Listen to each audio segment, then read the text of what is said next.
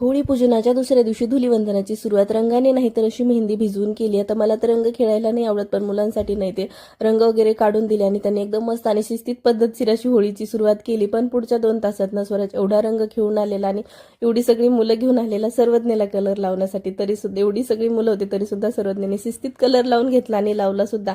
आणि स्वराजला आणखी एका तासाची परमिशन हवी होती बाहेर जाण्यासाठी. इथे याला कळत नव्हतं कशी पोज द्यायची फोटो काढण्यासाठी. आणि एवढ्या सगळ्या जणींनी एकदम अटॅक केल्यानंतर मी काही यांच्यामधून वाचू शकले नाही. आता यांनी येऊन एवढा सगळा राडा केला, धमाल मस्ती. आणि त्यानंतर ह्या टाटा बाय बाय करून घरी गेल्या. आणि मग नंतर गॅलरीची जी काही हालत झाली होती ती लगेच क्लीन करायला घेतली, कारण की एवढं सगळं घरभर मुलं घाण करतील म्हणून. आणि दुपारच्या नंतर ग्रहण सुद्धा आहे, त्यामुळे अगोदर पटकन इथे आलू पराठे बनवून घेतले आणि सगळ्यांनी जेवण करून घेतलं ग्रहणा अगोदर. आणि मग ग्रहण सुटल्यानंतर डायरेक्टली मग इथे सगळं काही आवरून फ्रेश होऊन चहा ठेवला होता. चला व्हिडिओ ते सेंड करते. भेटूयात नेक्स्ट व्हिडिओमध्ये. व्हिडिओ आवडला असेल तर लाईक शेअर सबस्क्राईब करायला विसरू नका. Thank you for watching.